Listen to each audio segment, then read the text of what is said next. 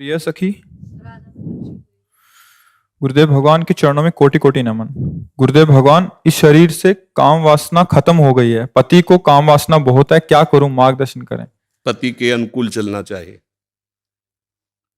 जब दो पाणी ग्रहण करते हैं पति और पत्नी, तो एक दूसरे को सहयोग करके मित्र भाव से चलाना चाहिए। हमें अपनी रुचि दूसरे पर नहीं थोपनी चाहिए, बात ध्यान रखना चाहिए। हम दोनों एक मार्ग के साथी हैं, तो हमको चाहिए कि हमें अपनी रुचि उसके अनुकूल करनी चाहिए, उसको चाहिए कि हम अपनी रुचि को एक दूसरे के अनुकूल कर ले। अगर आपकी रुचि नहीं है तो पति को मनाइए और अपनी रुचि में उसको अनुकूल कीजिए। अगर वो अनुकूल नहीं होता तो आप कोशिश कीजिए कि आपकी वृत्ति के कारण कहीं वो व्यभिचार में ना उतर जाए, गंदे मार्ग में न जाए। उसका साथ दो, आप उसके साथी हो। आपका ब्रह्मचर्य उतना महान नहीं होगा जितना पति की आराधना महान होगी। पति को एक मित्र है, मान लो हम कह रहे हो वो पति परमेश्वर होता है, ऐसा मत मानिए।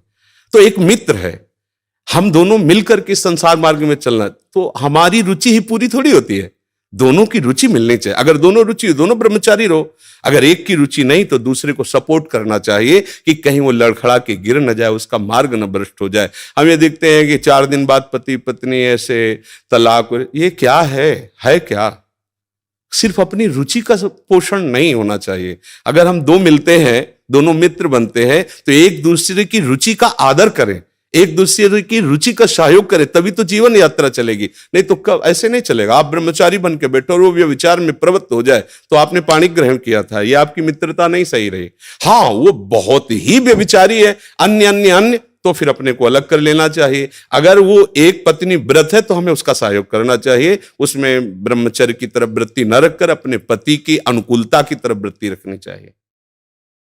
राधे राधे प्यारे भक्तों, अगर हमारी चैनल अच्छी लगे तो सब्सक्राइब, लाइक और बेल आइकन दबा दीजिए और ऐसी वीडियो आपको मिलती रहेगी। राधे राधे।